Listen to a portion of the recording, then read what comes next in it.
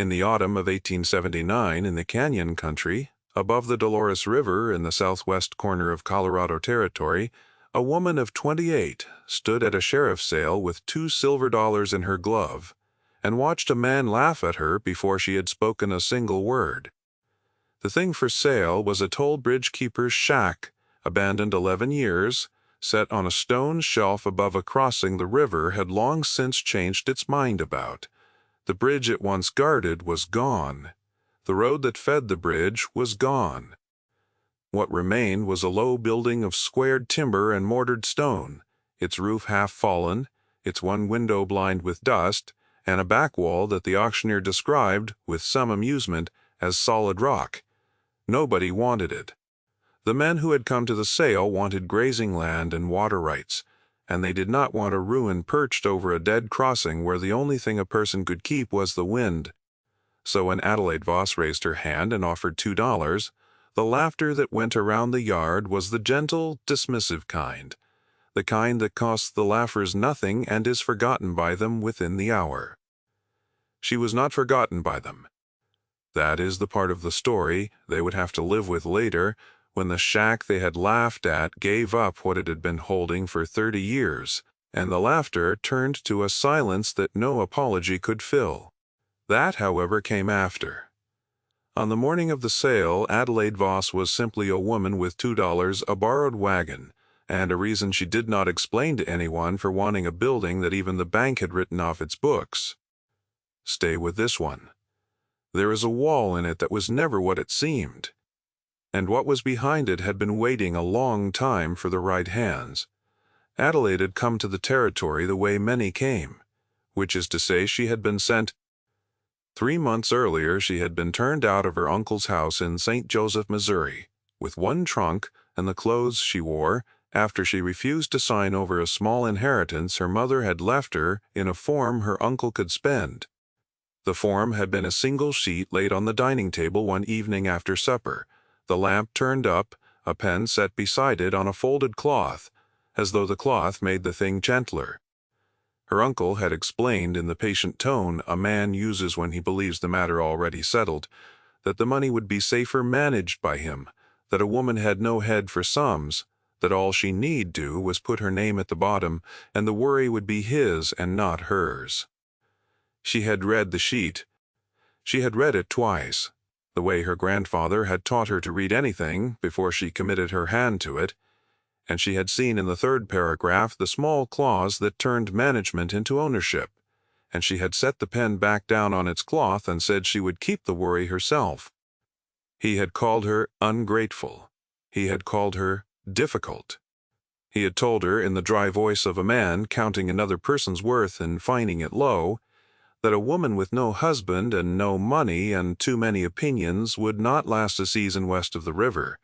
She had not argued with him. Arguing with such men, her grandfather had taught her, was like arguing with a stuck hinge. You did not win it with words. You won it with patience and the right tool and the willingness to work in the cold until the thing gave way. It was her grandfather she carried west, though he had been dead 4 years. Not his body, which lay in a churchyard in Pennsylvania, but his hands, which she felt every time she picked up the tools that had been his, and were now the only thing of real value she owned. Elias Voss had been a stonemason and, in his last decades, a builder of dry walls and chimneys and the patient masonry of bridges and cellars and mill races. He had taken his granddaughter into his trade the way some men take a son, not by announcement but by simply letting her hand him things until the day came when she handed nothing, and built instead. He had taught her to read stone the way a fisherman reads water. He had taught her that mortar lies and rock does not. And he had told her, more than once, the sentence that would matter most in the Canyon Country, above the Dolores, though neither of them could have known it then. A wall that is too thick, he said, is a wall that is hiding something. The shack above the dead crossing had a back wall that was too thick. She had seen it 3 days before the sale. When she rode out to look at the property, the bank clerk had laughed at her for asking about.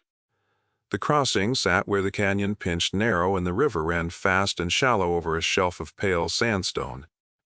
A bridge had spanned it once, a toll bridge built in the years just after the war by a freight company that wanted a shorter route to the silver camps in the high country.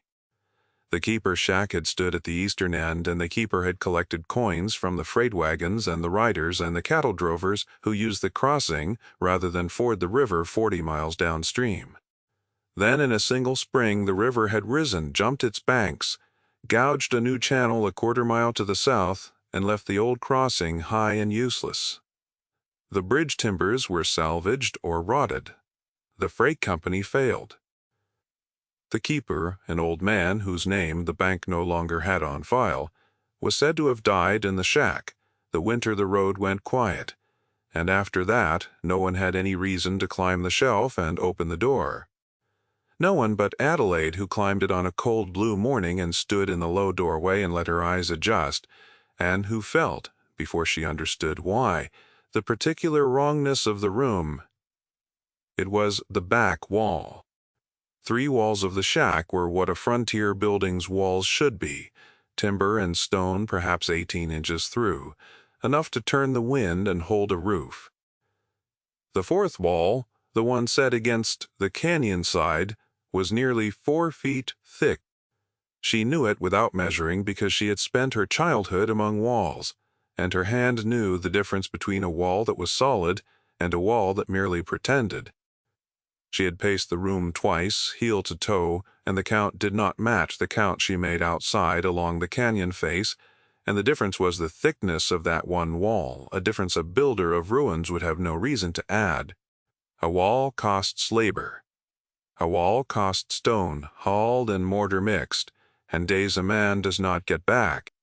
No keeper alive built 4 feet of wall where 18 inches would have held the roof and turned the wind, not unless the wall was meant to do a second thing besides stand.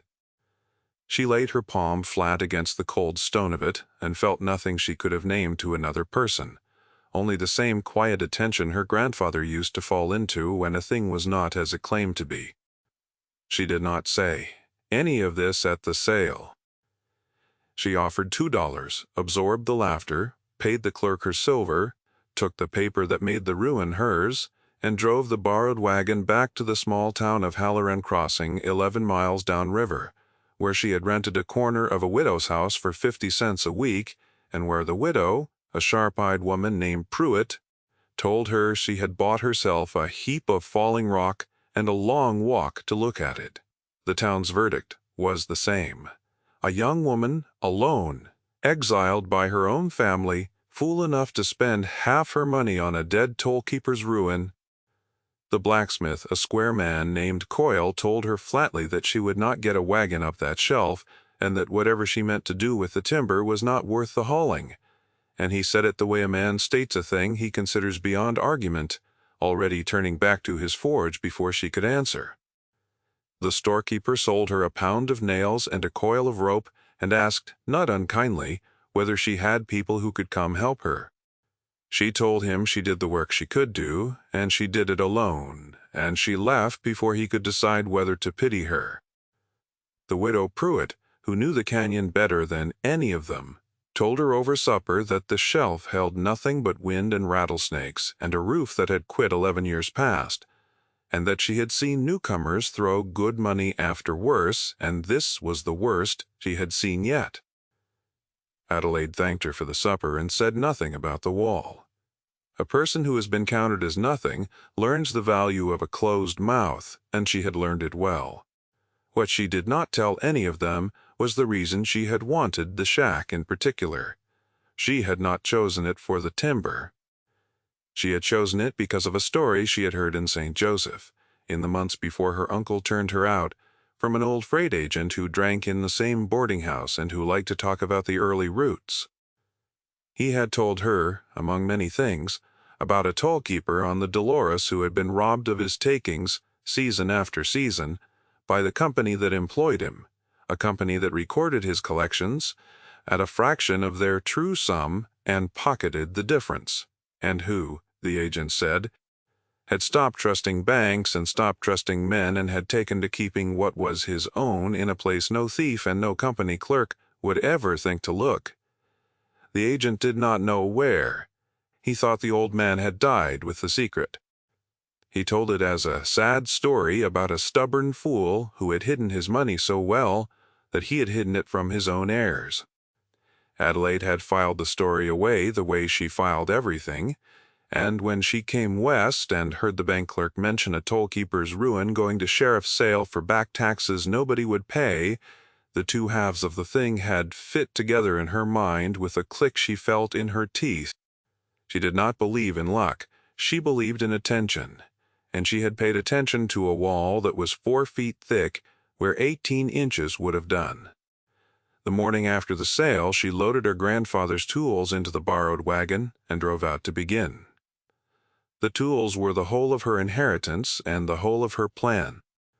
There was a stonemason's hammer with a worn hickory handle that had been sweated dark by her grandfather's grip and then by hers. There was a set of chisels, a pointing trowel, a heavy iron pry-bar, a mason's level with a bubble grown slightly yellow with age, and a 12-pound sledge she could swing for an hour before her arms began to fail. There was also a small, soft brush, the kind used to clean dust from a fresh joint, and it was this brush, not the sledge, that her grandfather had told her was the most important tool a mason owned. "The sledge takes a wall down," he said. "The brush tells you what you are taking down before you ruin it. A careless man swings first, a mason looks first. She looked first. For the whole of the first day she did not strike a single blow. She cleared the fallen roof timbers off the floor and stacked them outside. She swept 30 years of dust and pack rat leavings from the flagstones. She propped the door open and let the cold, clean light into the room, and she studied the back wall the way her grandfather had taught her to study any work of another mason's hand, reading it for the story of how it had been built and by whom and in what state of mind. What the wall told her was that it had been built twice. The lower courses up to about the height of her waist were old and true, laid by a careful hand in the years the bridge was new, the stones well chosen, and the joints tight. Above that, the work changed. The upper courses were laid by the same hand, but in haste and in secrecy, the stones less carefully matched, the mortar mixed thin and applied thick. The whole face of it furred over later with a skim of clay and lime meant to make the new work look as weathered and old as the rest. To an ordinary eye it was one wall, dirty and plain. To Adelaide it was a confession. Someone had opened this wall, put something inside the thickness of it, and closed it again, and had tried to make the closing invisible. She found the seam on the second day. It ran in a faint vertical line a little left of the room's center, where the hasty mortar met the old, and she found it not by sight but by sound, tapping along the face with the back of a chisel and listening the way her grandfather listened, for the difference between the dead flat thud of solid fill and the higher, hollower note of a void behind. For most of its width, the wall answered dead and solid. Then, in a panel perhaps 3 feet wide and reaching from the waist-high old work up to the height of her shoulder, the wall answered hollow. She tapped the edges of the panel and mapped it by ear, marking the corners with a stub of charcoal, and when she stepped back and looked at the charcoal rectangle she had drawn on the cold stone, she understood that the toll-keeper had built himself a chamber in the heart of his own wall, and had walled it shut, and had died with whatever it held still inside. That night she did not go back to the widow's house. She built a small fire in the shack's old hearth, ate bread and cold bacon, and slept wrapped in 2 blankets on the swept flagstones with her grandfather's hammer beside her, like a thing that might keep her company. She was not afraid. She had been turned out of a house by a man who counted her as nothing, and she had learned that the worst that people could do to her had already been done, and that on the far side of it there was a strange, clean freedom. She lay on the cold floor of a ruin she had bought for $2, and she felt, for the first time in months, entirely herself. The opening of the wall took her 4 days, and it nearly broke her, and it is worth telling, slowly, because the labor was the whole of it, and there was no luck in any part. The skim coat came off first. She worked it with a chisel and the soft brush, taking the false weathering off in flakes and dust, exposing the line where the hasty mortar met the old. She did not swing the sledge. To swing the sledge at a hidden chamber is to risk crushing whatever it guards, and her grandfather's voice was in her hands telling her to go slow, to take the mortar and leave the stone, to lift the new work out course by course and learn the chamber by uncovering it rather than by breaking in. So she chiseled the thin mortar from around the first stone of the false panel, working the iron in along the joints, easing the stone until it rocked, then drawing it out with both hands and setting it on the floor, and marking it with charcoal so she would know where it had stood. Then the next stone, then the next. The first day she lifted out 6 stones, and her hands bled through the cloth she had wrapped them in. Each stone came the same way. The chisel worked along the upper joint first, and then the 2 sides, the mortar coming away in a gray dust that hung in the lantern light and settled on her sleeves and in her hair, and then the slow rocking of the stone in its bed until it loosened, and then the lift, which she had to make with her knees and her back together because the stones were the size of a bread loaf and twice the weight, and the setting down on the flagstone floor with a charcoal number chalked on the face so the wall could be read backward if it ever needed to be. The second day she lifted 9, and the muscles of her back seized so badly that she had to lie flat on the flagstones at midday until the spasm passed, staring up at the underside of the new roof timbers she had not yet replaced, breathing slow against the knot of pain.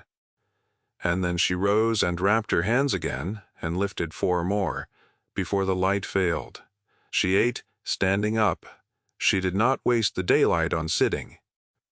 On the second evening she had opened a gap the size of a window into the thickness of the wall, and she held her lantern to it and looked in, and saw only darkness and the back face of the chamber, and on the floor of the cavity a shape covered in a rotted blanket. She made herself stop. The light was failing and her hands were ruined, and she knew that the worst mistakes are made at the end of a long day when the thing is almost in reach. She wrapped her hands again, banked the fire, and slept, and the shape under the rotted blanket waited as it had waited for 30 years, one more night being nothing to it, a word before the wall gives up what it held. There are people watching this who have been told by someone that they amount to little, and who have gone quiet and gone west, in their own way, and kept working anyway. If you are one of them, stay close to the end of this. What Adelaide found behind the false wall has something to say to you. On the 3rd day she widened the gap until she could reach inside, and on the 4th she lifted out the last of the false stones, and the chamber stood open to the light, and she knelt at its mouth and drew the rotted blanket aside with the care of a woman uncovering the face of the dead. There was no body. The tollkeeper had not hidden himself. He had hidden his life. Inside the chamber, packed with a mason's neatness into the space he had built for them, were 3 things.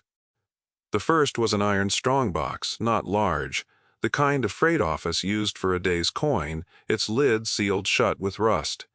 The second was a flat tin document case of the sort a careful man used to keep papers dry. The third was the keeper's own record, a thick ledger bound in cracked leather, wrapped twice in oilcloth against the damp, and it was the ledger she opened first, there on her knees in the cold, because her grandfather had taught her that the proof of a thing matters more than the treasure of it, and a wise hand reads before it counts. The ledger was the tollkeeper's accounting, kept in a cramped, careful hand across 11 years, and it told a story that the freight company had spent those same 11 years telling differently. Every wagon, every rider, every head of cattle that crossed the bridge the keeper had recorded, with the toll collected and the date, the entries running down the pages in columns so even and so disciplined that Adelaide knew at once she was reading the work of a man who had nothing in his days but this, and who had given it the whole of his care. And folded into the ledger at intervals were the company's own receipts, the slip sent down from the head office acknowledging the sums the keeper had remitted, and the two columns did not agree. They did not agree by a great deal. For 11 years the keeper had collected and sent on his takings, and for 11 years the company had recorded receiving roughly half of what he sent, and had pocketed the rest, and had kept the difference in its own books as the keeper's shortfall, building a paper record that made an honest man look like a thief skimming his own till. She turned the pages slowly, season by season, and watched the lie accumulate, watched a single man's careful truth set down month after month against a company's patient theft, and she understood that the keeper had not kept this record to comfort himself. He had kept it as evidence, he had kept it the way a mason keeps a plumb line, because without it a wall is only a guess, and a man without proof is only a complaint. The keeper had known that was the thing the ledger made plain. He had known for years that he was being robbed, and he had known that he could not prove it against a company with lawyers and a head office and the ear of the territorial courts, and so he had done the only thing a stubborn, careful, dismissed man could do. He had kept his own true record, he had kept every receipt, and he had taken the portion of his wages he could withhold and the small honest savings of a frugal life, and he had sealed them with the proof of the theft, inside the one wall in the world that he himself had built and that he knew no one would ever think to open. He had not hidden his money from his heirs out of madness. He had hidden it from the company that would have taken it, and he had meant for it to be found by someone who would know what they were looking at. Adelaide Voss knelt in the cold and read by lantern light, and understood that she was that someone. The tin document case held the deed to the shack and the shelf it stood on, made out in the keeper's name, Josiah Renner, a name the bank had lost and the company had erased, and with the deed a letter, written in the same cramped hand, addressed to no one and to anyone, to whoever should open the wall. She read it twice. It was not a long letter, and it was not a bitter one, which made it harder to read. The keeper wrote that he had been called a thief by men who were thieves, that he had no family living to clear his name, and that he asked only that whoever found his record should see that the truth of it reached the one person he had wronged by his silence. There had been a young drover, the keeper wrote, man named Tom Eddy, who had crossed the bridge with a herd in the autumn of 1866, and had been accused by the company of passing 40 head without paying the toll, and had been jailed for it on the strength of the keeper's collections being short that season, and had lost his herd and his name over a shortfall that was the company's theft and not the drover's fraud. The keeper had been too afraid of the company to speak for him at the time. He had carried it ever since. Make it right, the letter ended. I could not. Make it right for the Eddy boy if he lives, and for his people if he does not. The strong box, when she finally worked its rusted lid free with the pry bar and a careful hour, held a little over $600 in coin and small notes. It was not a fortune. It was the savings of a frugal man across a frugal life, and it was also, the ledger proved, less than a third of what the company had stolen from him. It was enough, even so, to do what the letter asked, and Adelaide had not opened the wall to make herself rich. She had opened it to prove that a wall could lie and a record could not, and now that the record was in her hands, she knew exactly what her grandfather would have her do with it. She did not go to the company. A young woman with no standing and a dead man's ledger would have been laughed out of any office the company owned, and the ledger would have vanished the moment it left her hands. She went instead to the people the theft had touched, one at a time, the way a mason lays a wall, one true stone set firmly before the next is lifted. She went first to find Tom Eddy. It took her the better part of a month. She rode to Halloran Crossing and asked the storekeeper, who knew everyone's people, and the storekeeper leaned on his counter and named over the Eddys he could recall, an old man dead these 6 years, a daughter married off to a freighter in New Mexico, and a son, he thought, who had gone to herding sheep up in the high country after some old trouble that had cost him his standing. a man nobody had heard speak of his own affairs in years. He sent her to a sheep camp 3 days' ride into the high country, where a man of the right age and the right name was said to herd for wages, having no herd of his own. She found him there on a cold, bright afternoon, a lean, weathered man past 40 now, standing among his employer's animals, with a dog at his heel and a look that said he had learned long ago to expect nothing good from anyone who came up the trail looking for him by name. He spent 13 years working other men's animals because his own name had been ruined by a charge he had never been able to disprove. She did not tell him a story. She showed him the ledger, open to the autumn of 1866, where the keeper had recorded Tom Eddy's 40-head crossing and the full toll paid in coin on a date the company's books had erased. She showed him the company's own receipt for that month, short by exactly the sum of his toll and a dozen others. And she showed him the keeper's letter, and she watched a man who had been called a thief for 13 years read in a dead man's hand the words that said he had told the truth all along. He did not weep, though his hands were not steady.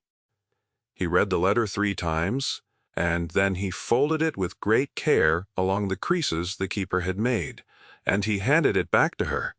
And he said only that he had wondered all these years whether he had remembered it wrong, whether he had somehow done the thing they said.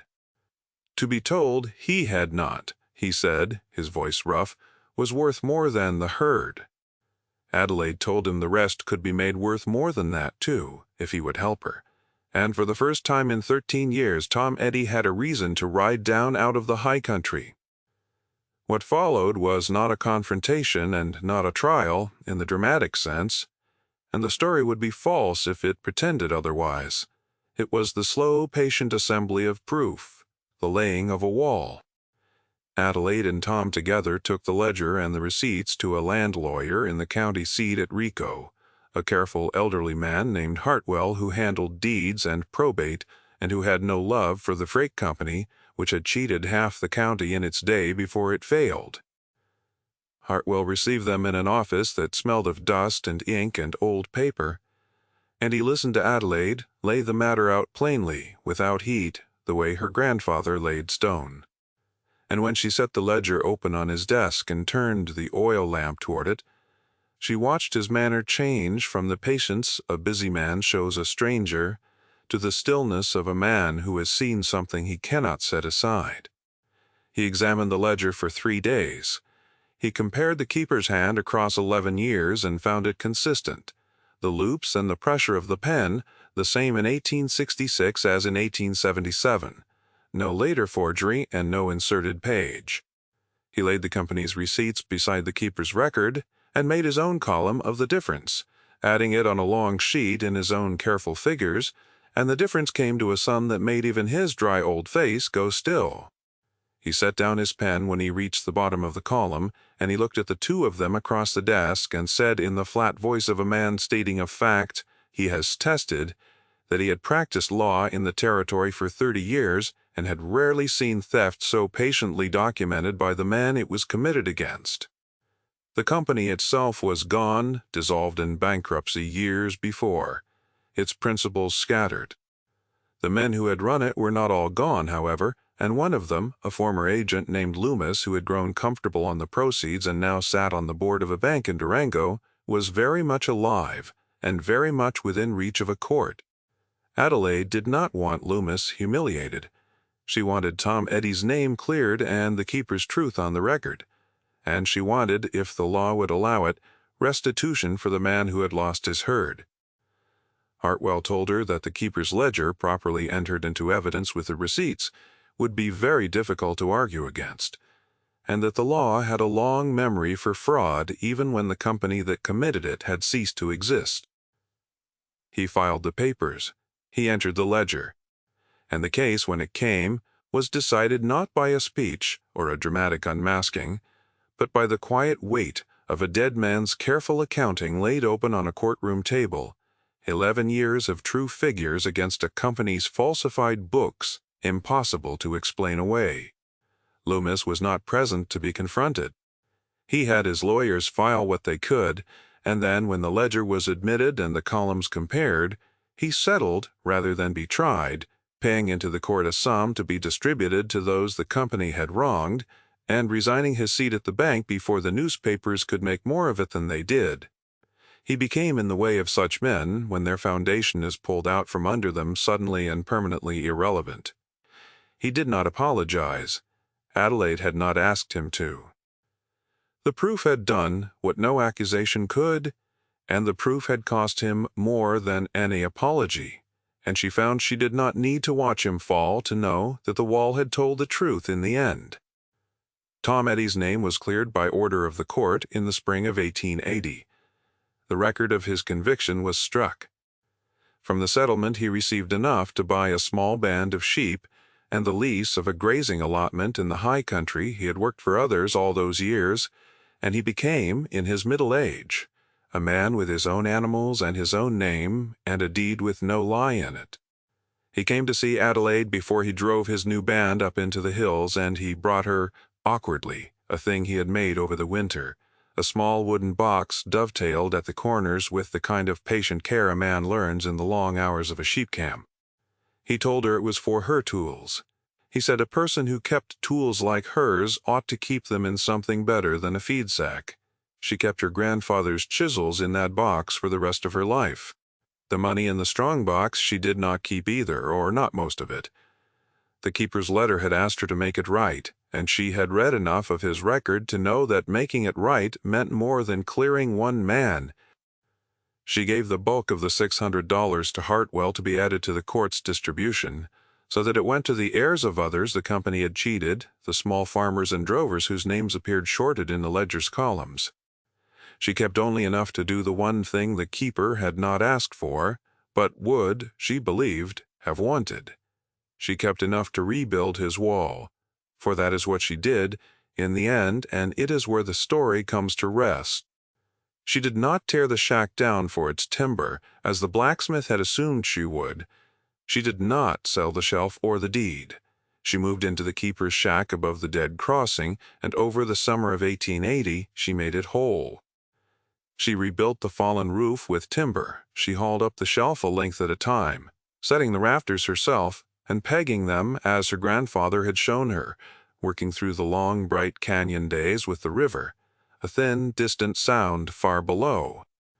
She reglazed the blind window with glass, carried up, wrapped in straw, and she rebuilt the back wall, the wall that had been 4 feet thick and full of a dead man's truth, laying it up clean and true and solid, the way her grandfather had taught her, choosing each stone for its bed and its face, and tapping it home, and checking the line with the yellowed level before she ever mixed the mortar that would fix it. She built it with no chamber in it and no secret, 18 inches through where 18 inches would do, because the secret it had kept was out now and in the light where it belonged, and the wall no longer needed to lie. When the last course was set, she stood back and looked at it in the slanting evening light, and saw that it was a wall a mason would not be ashamed of, and she thought that Josiah Renner, who had built the first one well and the second one in fear, would have known the difference and been glad. The townspeople came around in the slow way of people who have laughed at someone and been proven small. The widow Pruitt, who had told her she had bought a heap of falling rock, came out to the shelf one day with a pie and looked at the rebuilt shack and the cleared yard and the woman who had made them, and said only that she had been wrong about the rock, and that was as near to an apology as the widow had in her. Coyle, the blacksmith who had said she would not get a wagon up the shelf, built her a better road up it the next year, for the price of materials, which from Coyle was something like reverence. None of them ever heard her say that she had told them so, because she never said it. The work had said it. The wall had said it. She let them be. Adelaide Voss lived above the Dolores Crossing for many years, and the canyon people, who had a long memory for those who proved themselves, stopped calling it the toll-keeper's ruin, and began calling it the Voss place, and then simply Adelaide's, and the young women of the county who found themselves turned out, or dismissed, or counted as nothing learned. The way such things are learned in a country without many books, that there was a woman up on the shelf who would teach a person to read stone and to mend a wall, and to wait out the men who laughed, and to trust the patient work of the hands over the loud verdict of the crowd. She kept her grandfather's tools in Tom Eddy's box on a shelf by the rebuilt wall. The stonemason's hammer, with the worn hickory handle, hung on a peg above it where her hand could find it in the dark. And on the evenings when the canyon light came in low and gold through the reglazed window and lay across the true clean face of the wall she had built, she would sometimes set her palm flat against the stone the way she had the first morning when it had told her it was hiding something, and she would feel nothing now but cold, honest rock. A wall that kept no secret, a thing made right at last by hands that the world had thrown away, and that had turned out to be the only hands that knew how to read it. The hammer is still on the peg, the box is still on the shelf, and the wall, the one they all said was solid, the one that was never solid at all, stands true above the crossing to this day, holding nothing back, which is the only honest thing a wall can do. If you have ever been counted as nothing by someone who never once looked closely at what you could do, tell me where you were when you decided to keep working anyway. And if this story stayed with you, there is another like it waiting, about a woman and a thing the world threw away, and the truth that was sealed inside it.